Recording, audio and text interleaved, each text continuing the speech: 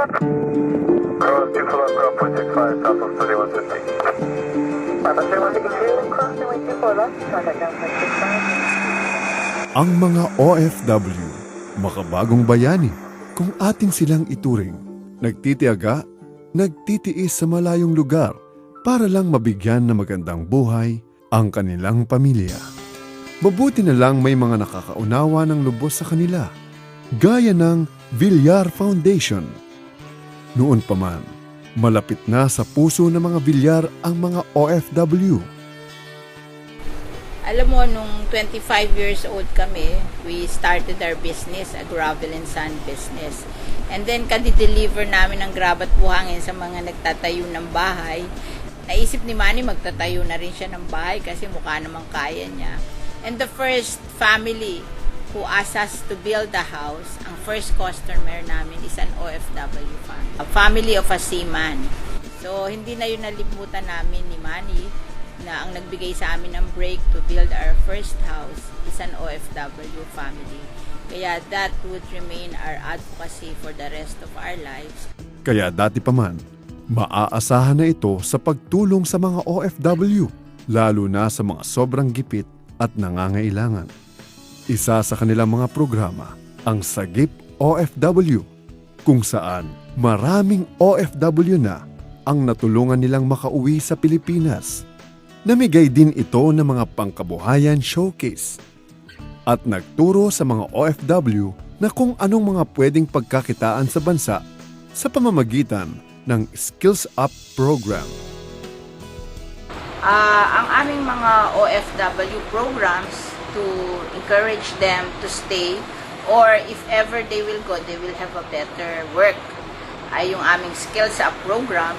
This is open to all OFW returnees and their next of kin na matitrain sila skills that are on demand nowadays. Like for example, ang aming present Skills Up program with the Oble Center is yung housekeeping and commercial cooking.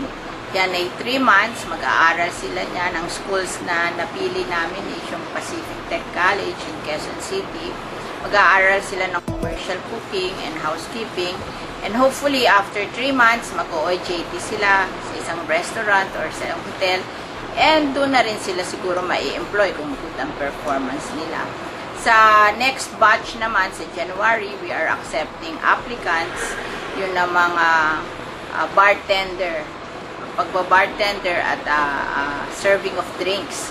O another skills, hotel and restaurant management. So that would be another 3 months. Iba naman batch of OFW returnees and families. Hanggang sa noong 2011, nakipagsanib puwersa ito sa Go Negosyo para sa OFW and Family Summit, kung saan natuto ang mga datihan at kasalukuyang OFW at kanilang pamilya kung paano magsisimula ng negosyong pwede nilang pagkakitaan at paglagyan ng kanilang pinaghirapan, at para masigurong ito'y maiingatan. At sa araw na ito, isang pangarap din ang natupad. Si Aling Foresa Murada, asawa ng isang OFW sa Saudi Arabia, ay nagwagi ng bahay at lupa mula sa Camellia Homes.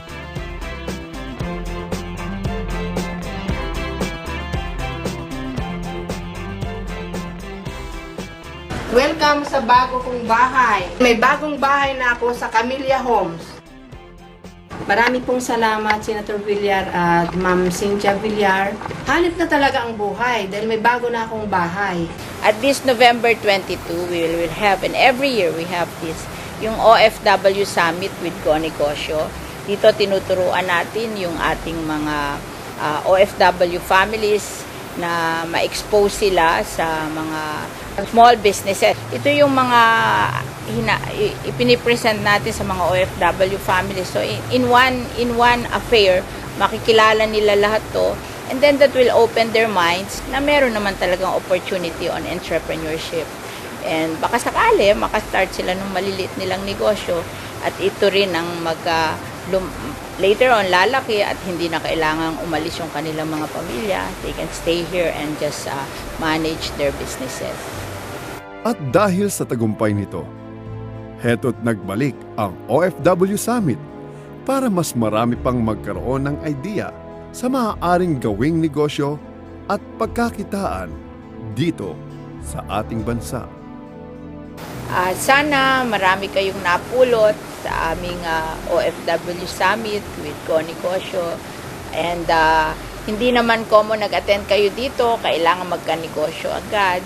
This is just to open your eyes sa mga opportunities na pwede nyong gawin sa inyong buhay at to give you time to reflect and think of what you can do in your lives. At sana sa darating na panahon, magkaroon din kayo ng sarili-sarili nyong maliliit na negosyo, lalaki afterwards, katulad din nung aming experience ni Senator Manny Villar na nagsimula kami sa isang maliit na negosyo at dahil sa sipag at tiyaga ay lumaki din after a long time.